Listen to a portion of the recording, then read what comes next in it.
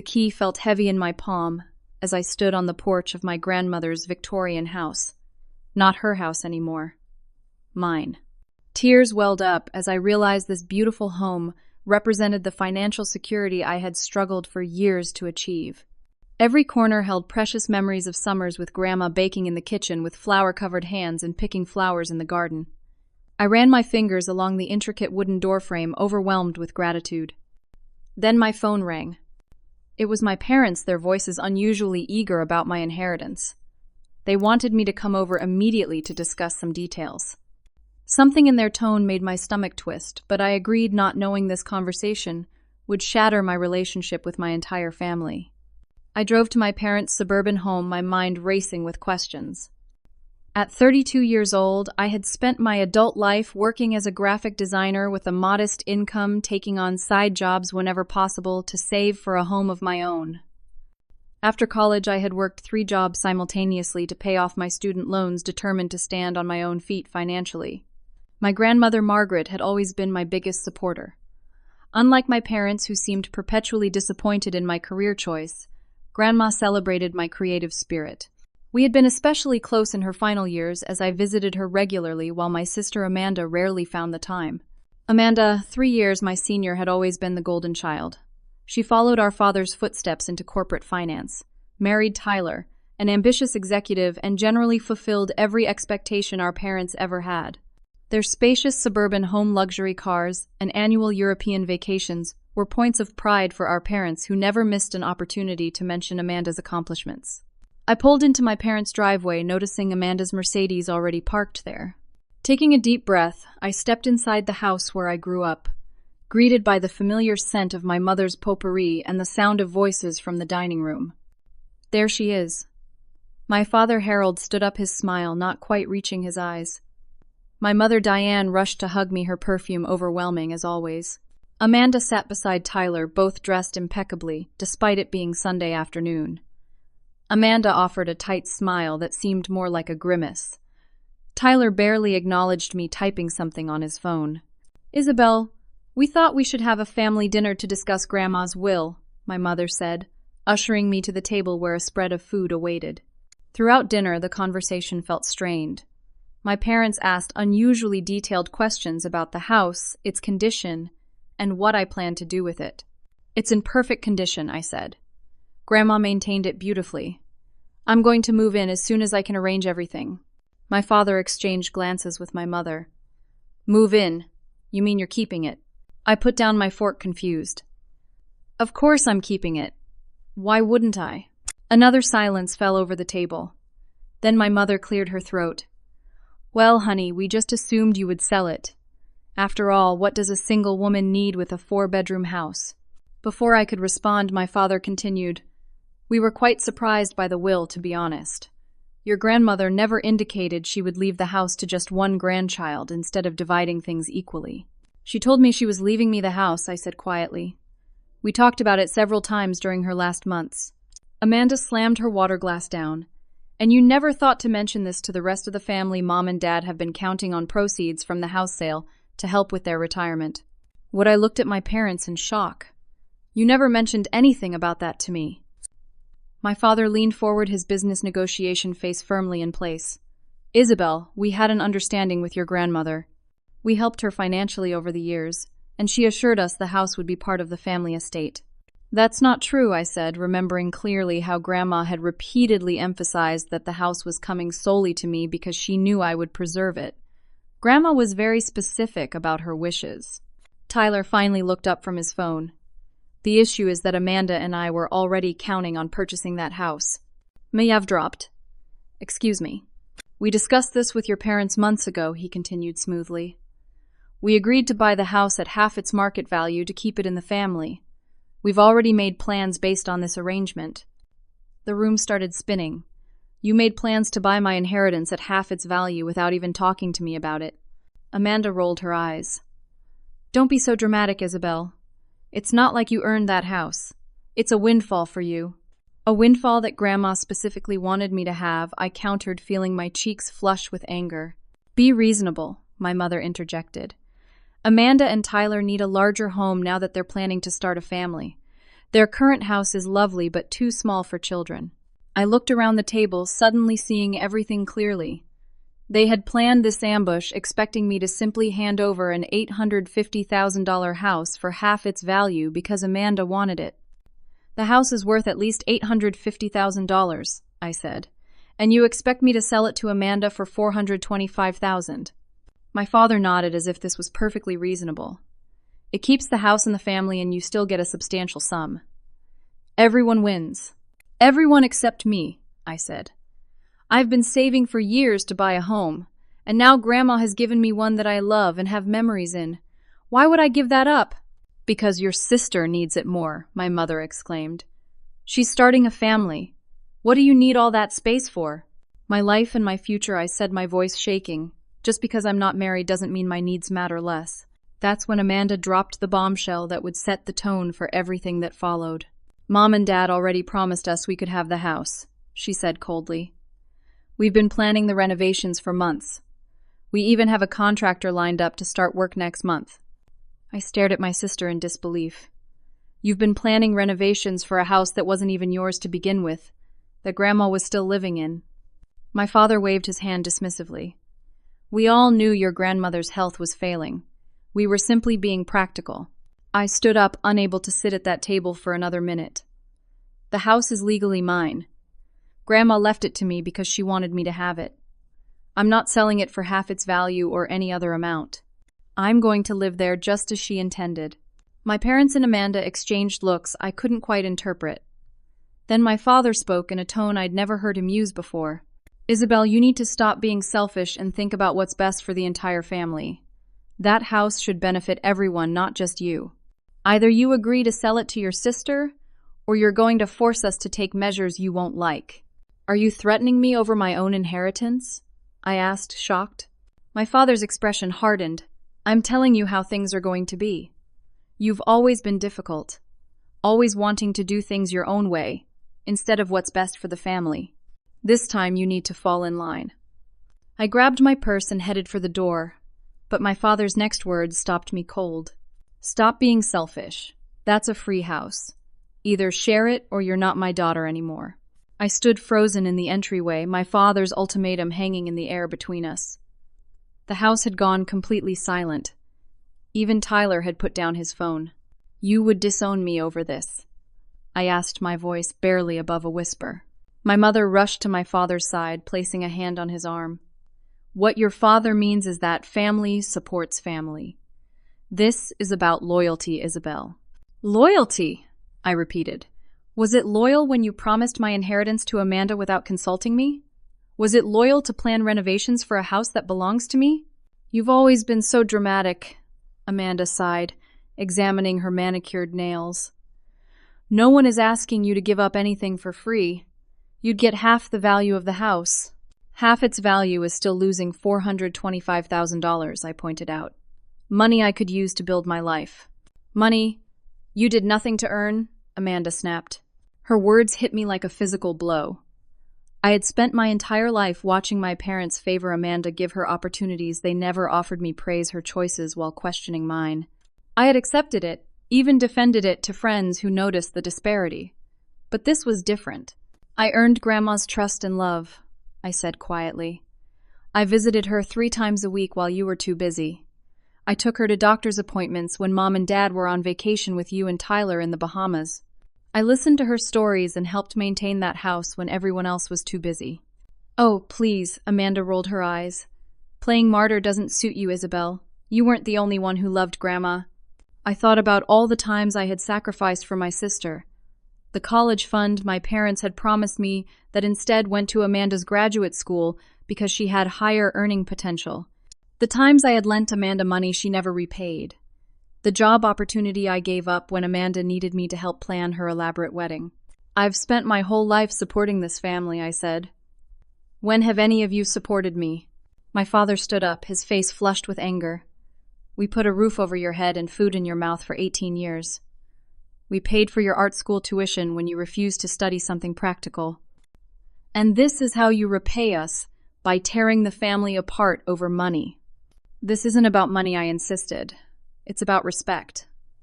Grandma wanted me to have her house. She told me so repeatedly. She loved that house and trusted me to care for it. If you loved your grandmother, you would honor her wish for family harmony, my mother said, twisting the truth so blatantly that I almost laughed. I'm going to honor her actual wishes by keeping the house she explicitly left to me, I said firmly. That's when my mother suggested her idea of a compromise. Sell the house at market value and split the proceeds with Amanda. That way everyone benefits. I stared at her in disbelief. How is that a compromise? I lose my inheritance and half its value for absolutely no reason except that Amanda wants it. Because family takes care of family, my mother shouted, losing her composure for the first time. Your sister has always been there for you. I grabbed my keys and headed for the door. I need some time to think about all this. There's nothing to think about, my father called after me. Either you sell that house to Amanda or consider yourself no longer part of this family. I walked out the door with tears streaming down my face, feeling betrayed and manipulated by the people who were supposed to love me unconditionally. As I fumbled with my car keys, I heard footsteps behind me. Amanda had followed me outside. Isabel, wait, she said, her voice softer than it had been inside. For a moment, I thought she might apologize, or at least acknowledge how unfair they were being. Instead, she lowered her voice to a conspiratorial whisper. Look, you need to understand our situation. Tyler and I have already sold our house. The closing is in 3 weeks. We did it because Dad assured us we could buy Grandma's house. If you don't sell to us, we'll be homeless. I looked at her in shock. You sold your home before even knowing if you could buy Grandma's house. That's insane, Amanda. She shrugged. It wasn't a risk when Dad told us it was a sure thing. Well, it wasn't his to promise, I said. Amanda's phone rang and she answered it immediately. Yes, we're still on schedule, she said to the person on the other end. The closing will happen on time and the renovations can start immediately after. As she continued talking, I heard her mention her plans to gut the outdated kitchen and tear out those awful gardens to make room for a pool. She was talking about destroying the very features of the house that Grandma had loved most. I got into my car feeling sick to my stomach. As I backed out of the driveway, I saw Tyler step outside to join Amanda. He put his arm around her waist as they watched me leave, both looking supremely confident that they would get their way. They always had before. On my drive home, my phone kept buzzing with texts from my parents, each more manipulative than the last. Your grandmother would be ashamed. After all we've done for you. Family comes first. I turned off my phone and tried to focus on the road through my tears. That's when I remembered something Amanda had mentioned during a family dinner months ago. Tyler had been up for a major promotion at his company, some executive position. I hadn't paid much attention at the time, but now I wondered if he had gotten it. When I reached my apartment, I turned my phone back on and searched for Tyler's name online. The search results made my stomach drop. 2 weeks ago, Tyler had been promoted to CEO of his company with an annual salary of $1,200,000. They didn't need financial help or a discounted house. They wanted my inheritance simply because they felt entitled to it. The next morning, I called in sick to work, unable to face clients in my emotional state. Instead, I drove to see Martha, my grandmother's best friend of 40 years. If anyone would know Grandma's true wishes, it would be Martha. Martha lived in a cozy bungalow, 15 minutes from Grandma's house.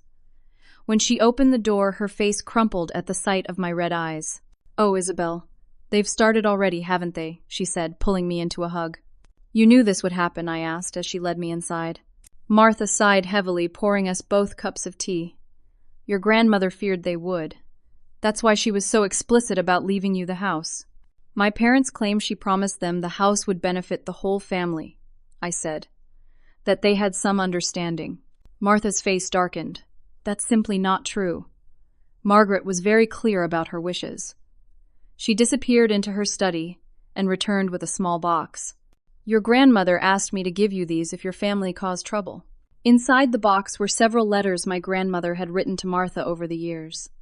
With shaking hands, I read through them, discovering a side of my family dynamics I had never fully understood. In letter after letter, Grandma expressed concern about how my parents favored Amanda, how they frequently asked for money, and how they pressured her about her will. She never told me any of this, I whispered. She didn't want to come between you and your parents, Martha explained. But she was determined that the house would go to you, the only one who truly appreciated its history and character. Martha revealed that my parents had borrowed substantial sums from my grandmother over the years, primarily to fund Amanda's education and wedding, with vague promises of repayment that never materialized. The total amount was staggering, nearly $95,000. "There's something else you should see," Martha said, handing me a small, leather-bound book. "Your grandmother's journal from the past few years. She wanted you to have it." Back in my apartment, I spent hours reading through my grandmother's private thoughts. Her words confirmed everything Martha had told me and revealed even more. My grandmother had been afraid my parents would try to contest her will, which is why she had been so careful with the legal documentation. The next day, I met with the lawyer who had handled my grandmother's estate. He reassured me that the will was ironclad. "Your grandmother was of sound mind and very specific about her wishes," he explained. "Your parents have no legal grounds to contest the will." "What if they claim she made verbal promises to them?" I asked. "Verbal promises don't override a properly executed will," he assured me. "The house is legally yours, Miss Parker. You can keep it, sell it, or do whatever you wish with it. You have no obligation to sell it to your sister or anyone else."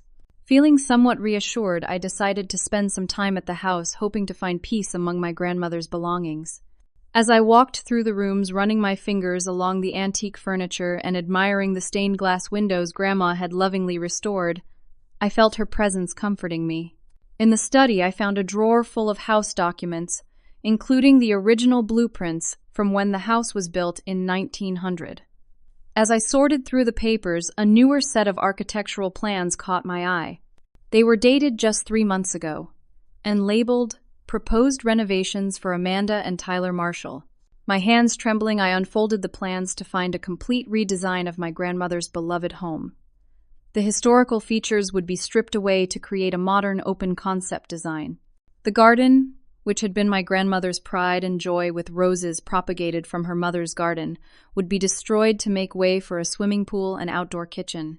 Tucked behind these plans was a letter from a demolition company providing an estimate for removal of existing structures with Tyler's signature approving the quote. They weren't planning to renovate my grandmother's house. They were planning to tear it down completely and build something new. Shocked and furious, I continued searching through my grandmother's files. In a folder labeled Financial, I found documentation of the loans my parents had taken from my grandmother totaling $95,000. There were no records of any repayments. I also discovered photos of my grandmother's family who had built the house generations ago. In one particularly touching image, my great-great-grandfather stood proudly on the porch with his wife and children, the house newly constructed behind them. On the back, my grandmother had written, "Our family legacy. May it stand for generations to come." The weight of responsibility settled on my shoulders.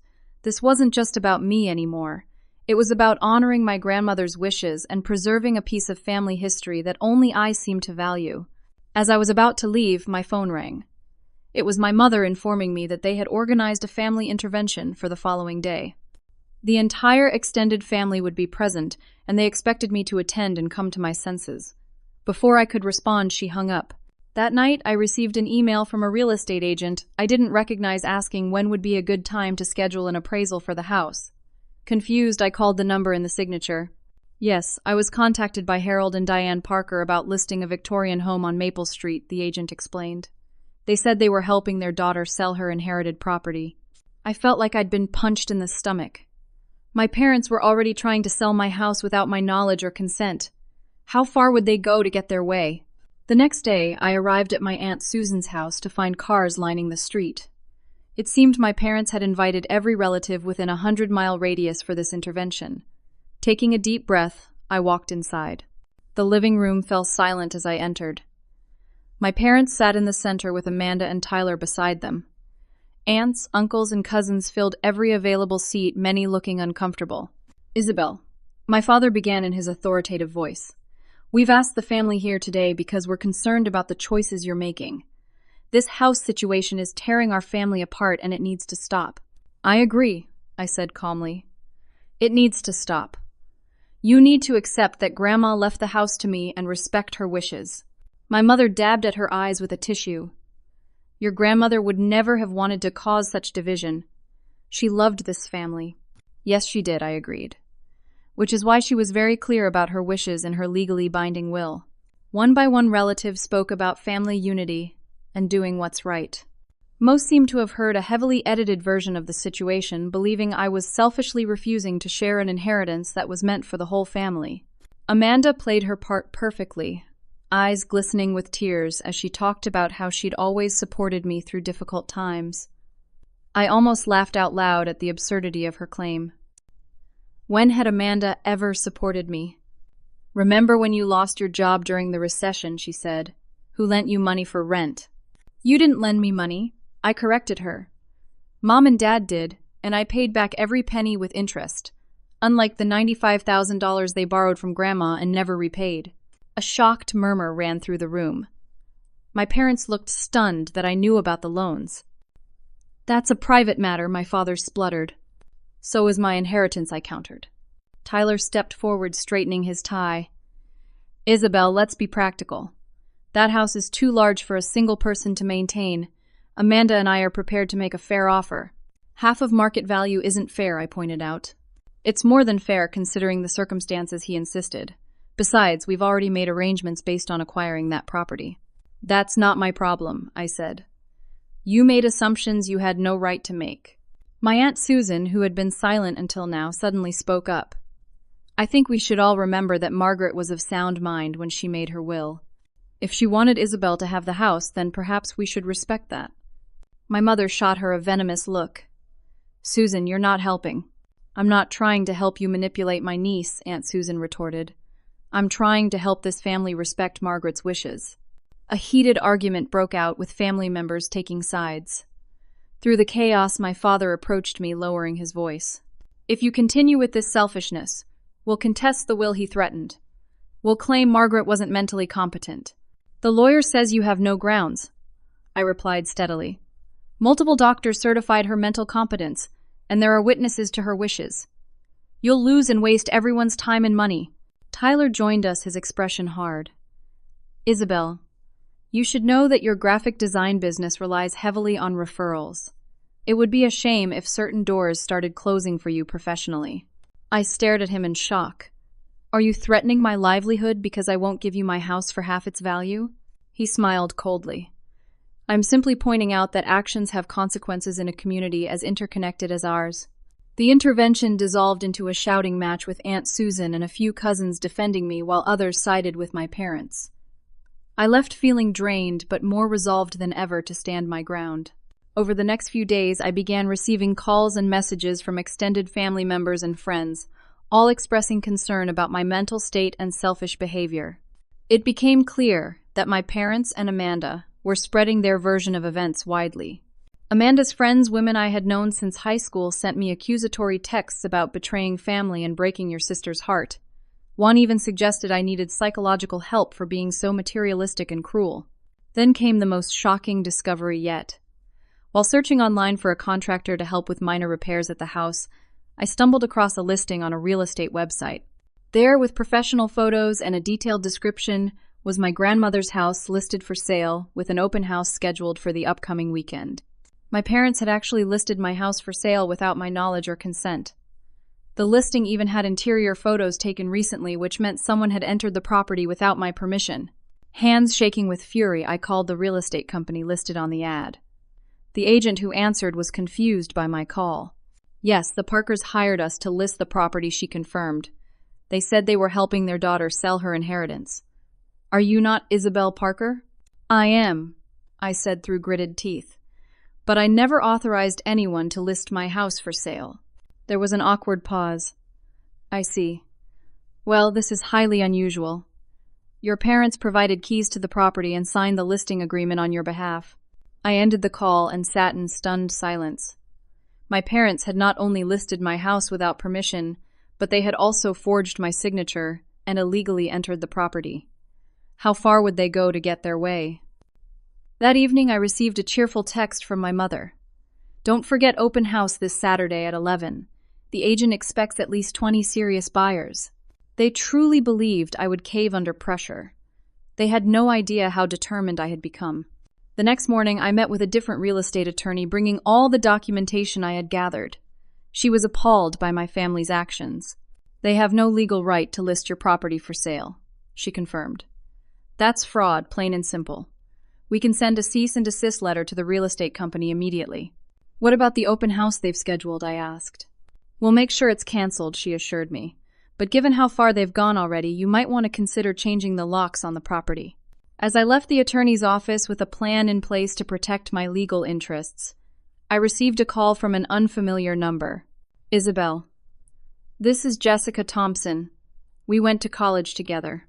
It took me a moment to place her. Jessica had been in several of my design classes, though we hadn't been particularly close. I hope you don't mind me calling out of the blue, she continued, but I heard about your situation through the grapevine, and I thought you should know something about Tyler Marshall.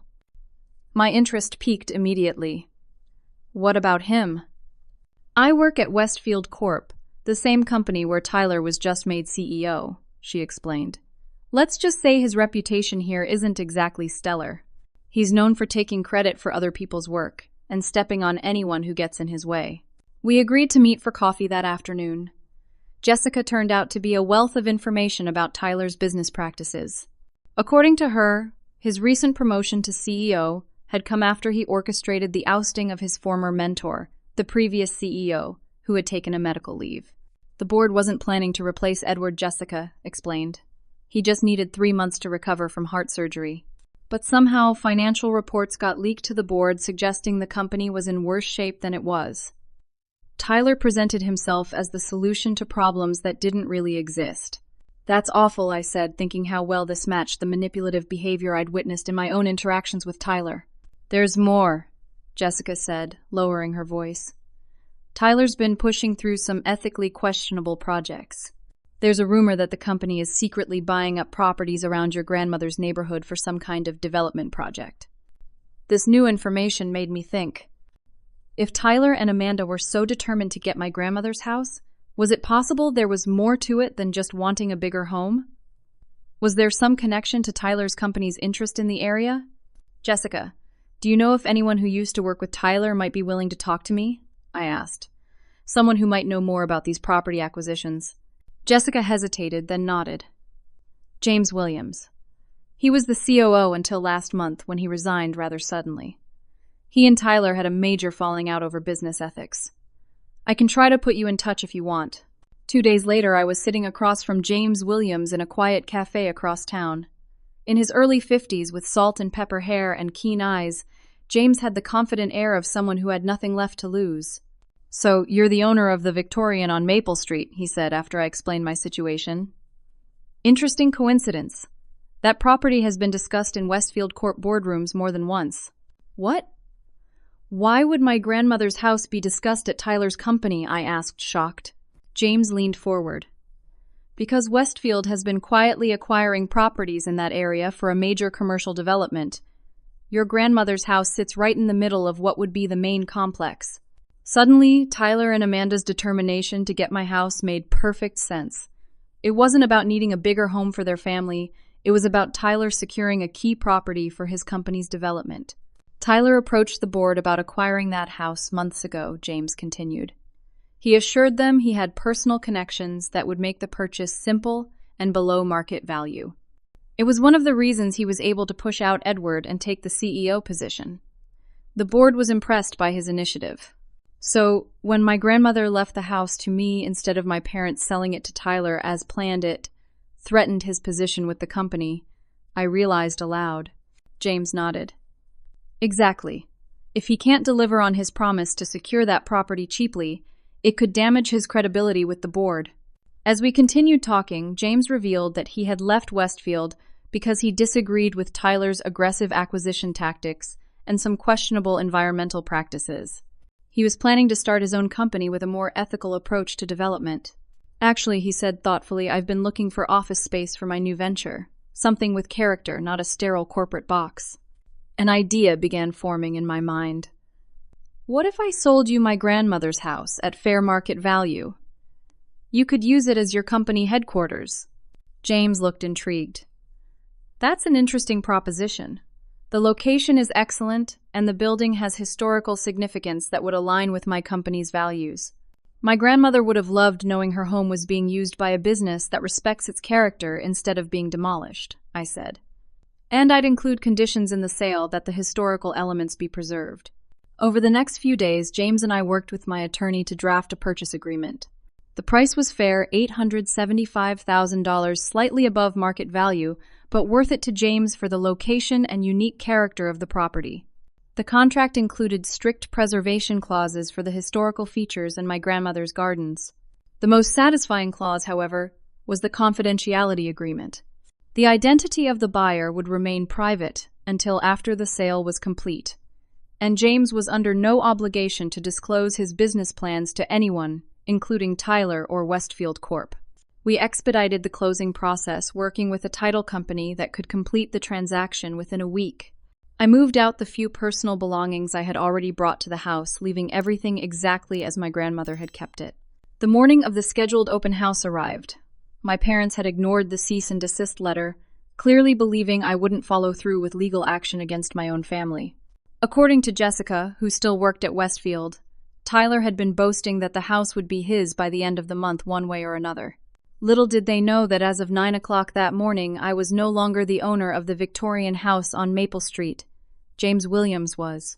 At precisely 11 o'clock, I parked across the street from my grandmother's house, watching as my parents arrived with a real estate agent. Amanda and Tyler pulled up minutes later in separate cars. None of them had spotted me yet.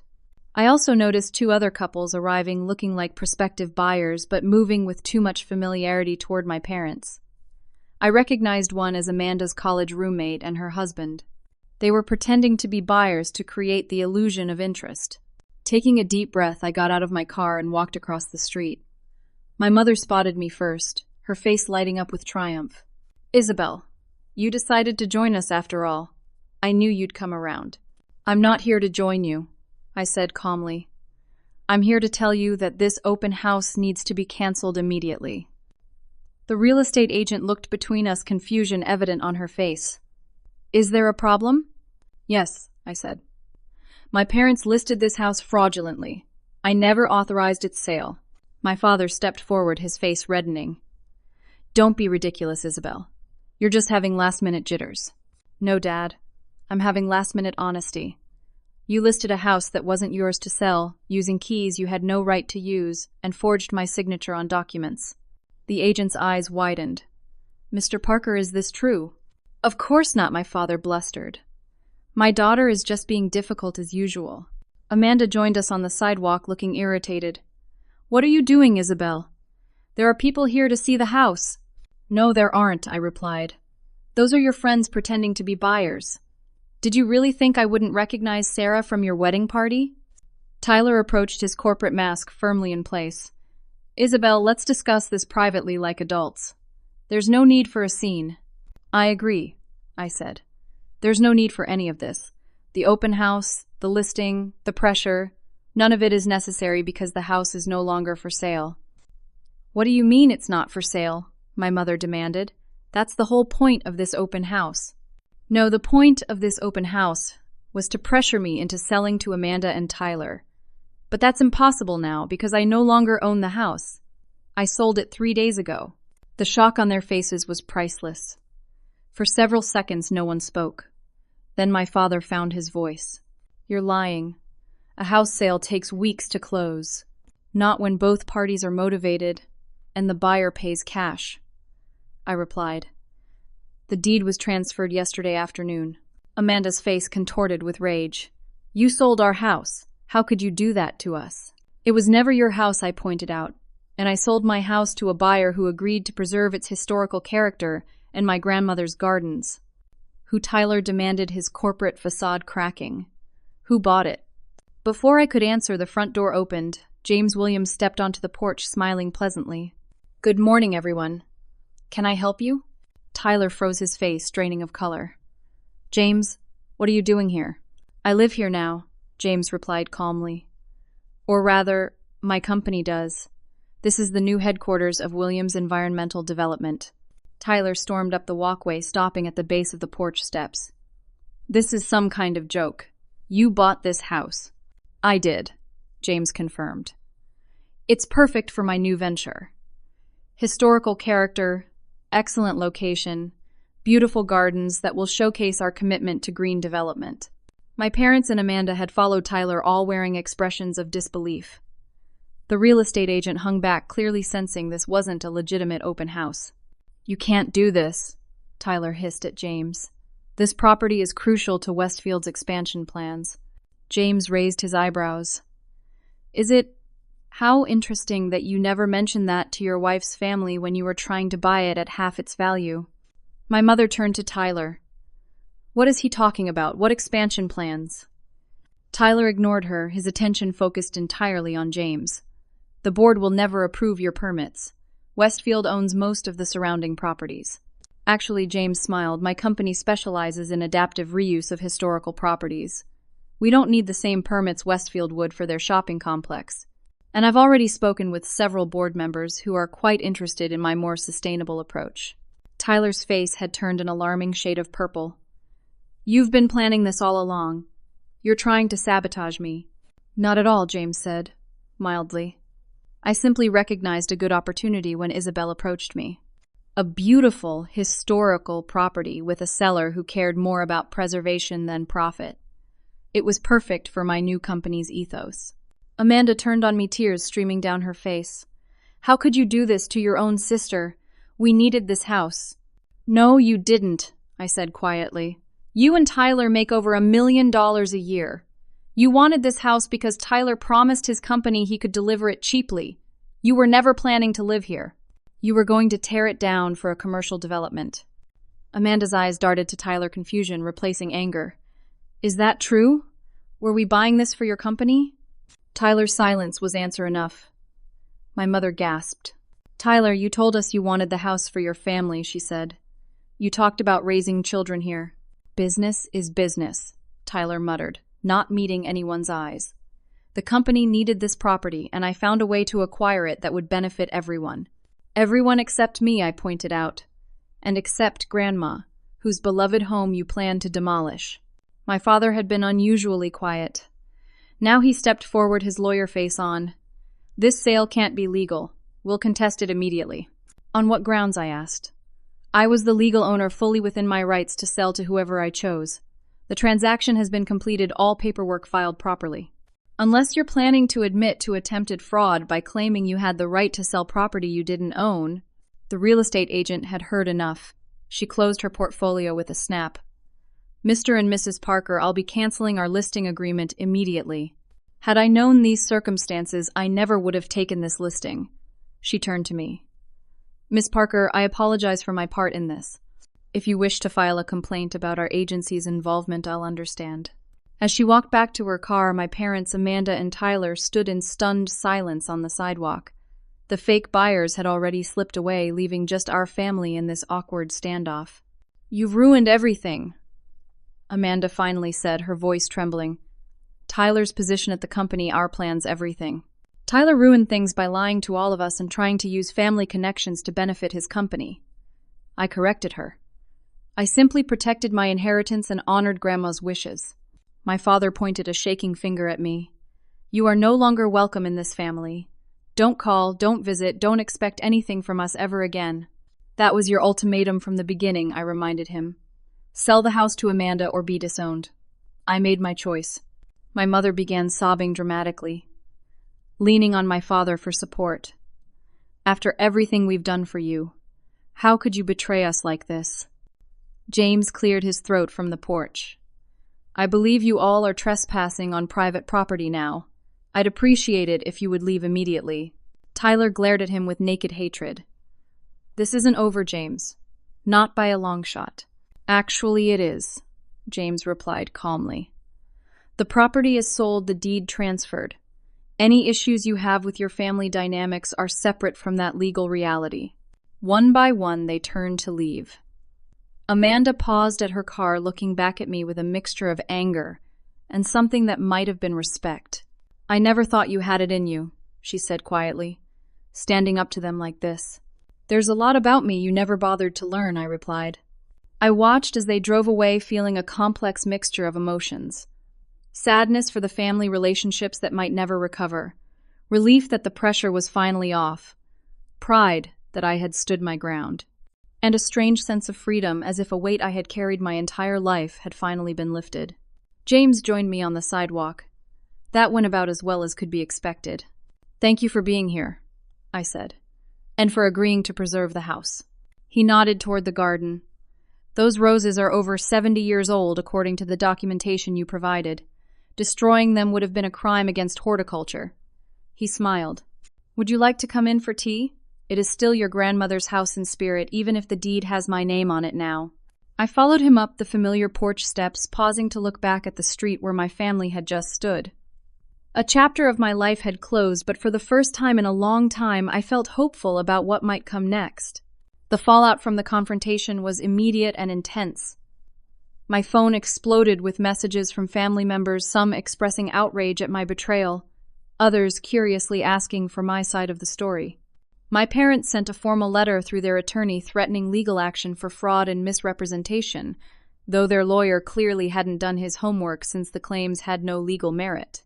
Tyler predictably attempted to cause problems for James's new company, but his efforts backfired spectacularly. When he tried to convince the local zoning board to block James's permits, he was forced to reveal Westfield's previously secret plans for the neighborhood. The community rallied behind James's preservation-focused business, and Tyler's aggressive tactics only damaged his own company's reputation. The most surprising response came from Aunt Susan, who called me the day after the confrontation. "I've spent 20 years watching my brother and his wife play favorites and manipulate situations," she said. "It's about time someone stood up to them." She invited me to dinner the following week, where I met several cousins who shared similar stories of manipulation by my parents. I wasn't alone in being treated as less valuable than Amanda, just the first to firmly establish boundaries. With the proceeds from selling the house, I was able to buy a charming 2-bedroom cottage in a quieter part of town, with enough money left over to establish a solid financial foundation. The cottage had a small garden where I planted cuttings from my grandmother's roses that James had generously allowed me to take. 3 weeks after the confrontation, I received an unexpected email from Amanda. No apology, but a reluctant acknowledgement that Tyler had misled her about his intentions for the house. They had purchased a different home smaller than they originally wanted, but still more than adequate. She ended the email with a stiff invitation to coffee sometime in the future when things settled down. I responded politely but non-committally. Any reconciliation would require genuine accountability, not just a temporary retreat from hostility.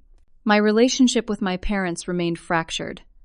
They attempted reconciliation of sorts after 2 months, inviting me to Sunday dinner, as if nothing had happened. When I suggested we first discuss the events that had transpired and establish healthier patterns of interaction, they accused me of dwelling on the past and being unwilling to move forward. It became clear they wanted to resume our relationship entirely on their terms, without acknowledging any wrongdoing. With the recommendation of Aunt Susan, I began seeing a therapist who specialized in family dynamics. Dr. Melissa helped me understand the patterns that had defined our family for generations and develop healthier boundaries. What your parents and sister did was financial abuse wrapped in emotional manipulation, she explained during one session. By standing your ground, you didn't just protect your inheritance, you broke a cycle. James kept his promise regarding my grandmother's house. The renovations preserved all the historical features while adapting the space for business use. The garden became the company's pride, with a small plaque dedicating it to my grandmother, Margaret Parker, whose foresight and love of beauty made this space possible. 6 months after selling the house, James invited me to a garden dedication ceremony. To my surprise, several extended family members attended, including Aunt Susan and cousins I had grown closer to in recent months. Even more surprising was the presence of Amanda, who came alone and kept to the edges of the gathering. After the ceremony, she approached me hesitantly. "This is nice what he's done with the place," she said, gesturing to the preserved gardens and carefully restored exterior. "Better than what we had planned." It was as close to an apology as I was likely to get from her. "Tyler and I are in counseling," she added after an awkward silence. "There's been a lot of reevaluation happening." We didn't resolve anything that day, but a door opened slightly that had seemed permanently closed. As time passed, I built a life that felt authentically mine for perhaps the first time. My design business flourished as I specialized in creating branding for small, ethically minded companies, including James's. I developed deeper relationships with family members who respected boundaries and healthy communication. I even started dating again, meeting a kind architect named David, who understood the value of both history and progress. On the anniversary of my grandmother's death, I sat in my new garden watching her transplanted roses bloom in their new home. I realized that her final gift hadn't been the house itself, but the catalyst for my own liberation. By leaving me the house knowing it would cause conflict, she had forced me to advocate for myself in ways I never had before. The house had never been just about property or money. It had been about value, about recognizing my own worth in a family system that had consistently undermined it. By fighting for what was rightfully mine, I had discovered a strength I never knew I possessed. That evening, I called Aunt Susan, who had become something of a surrogate mother figure over the past year. "I've been thinking about Grandma today," I told her. "She would be so proud of you," Aunt Susan replied without hesitation. "Not just for protecting the house, but for standing up for yourself. That's all she ever wanted for you." The pain of family estrangement never completely disappeared. There were still holidays that felt emptier, still moments when I wished things could have been different. But those feelings were balanced by a new sense of peace, of living authentically rather than constantly seeking approval that would never come on fair terms. My grandmother's journal, which I kept on my bedside table, contained a quote she had copied from somewhere. "A home isn't made of walls and windows, but of love and respect freely given." In losing my grandmother's house, I had found my true home in self-respect and authentic connections. Sometimes the most painful losses lead to the most necessary gains. Sometimes standing alone is the only way to discover who will stand beside you. And sometimes the family we choose proves more nurturing than the one we're born into. The choice to protect what was rightfully mine cost me relationships that had always been conditional. But it gained me something far more valuable, the knowledge that I deserved better, and the courage to create it for myself. Have you ever had to make a difficult choice between pleasing family and standing up for yourself? I'd love to hear your thoughts in the comments below. Sometimes the hardest decisions lead to the most personal growth, and sharing our stories helps others find the strength to make those tough choices. If this story resonated with you, please like, subscribe, and share it with someone who might need to hear it. Thank you for spending this time with me, and I wish you the courage to honor your own worth even when it's challenging.